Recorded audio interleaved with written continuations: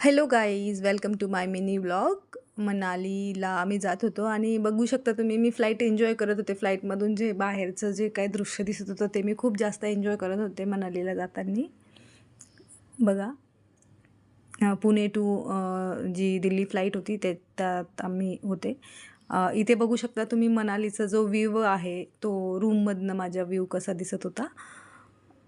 एकदम क्लासी समोर दिसता येतो. बघताय तुम्ही डोंगरावर पूर्ण स्नो पडलेला आहे आणि असे छोटे छोटे घर आहेत तिथे, इतके क्यूट, एकदम असे कलरफुल घर आहेत. सगळे कलरफुल घर आहेत तिथे. तुम्ही बघू शकता किती क्यूट दिसत आहे. अक्षरशः प्रेमात पडाल इतकं छान आहे तिकडचं व्ह्यू. हे जे आहे मी आता झोपेतून उठून बघायला गेलेले आहे व्ह्यू समोर, कारण आम्ही रात्री इथे पोहोचलो होतो मिडनाईटला.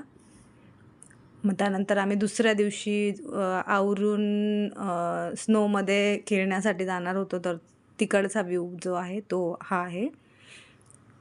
बघू शकता किती छान आहे. हा क्लासी असा व्ह्यू आहे. पूर्ण स्नो आहे डोंगरावर.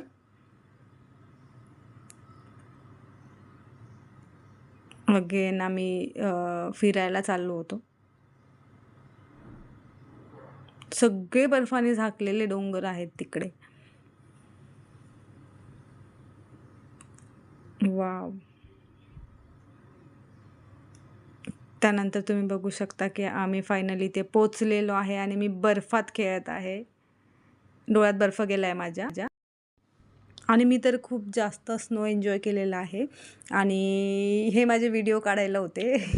यांनीही केला एन्जॉय. नेक्स्ट ब्लॉगमध्ये मी त्यांनाही कवर करेल. बघू शकता किती छान, किती मजा येते. आपल्या इकडे खूप जास्त उन्हाळा आहे आणि ह्या वर्षी तर खूप जास्त ऊन आहे आणि मी स्नो एन्जॉय करते. मी तर खूप खुश झाले यांनी मला यावेळेला मनाली ट्रिपला घेऊन गेले तर.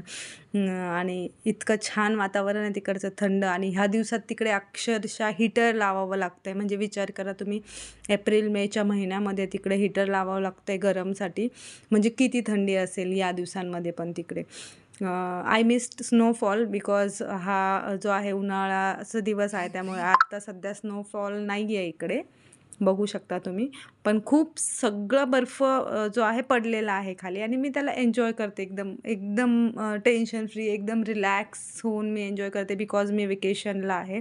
माझे सगळे बिझनेस सगळे बाजूला ठेवून मी वेकेशन एन्जॉय करते. Thank you for watching. लव.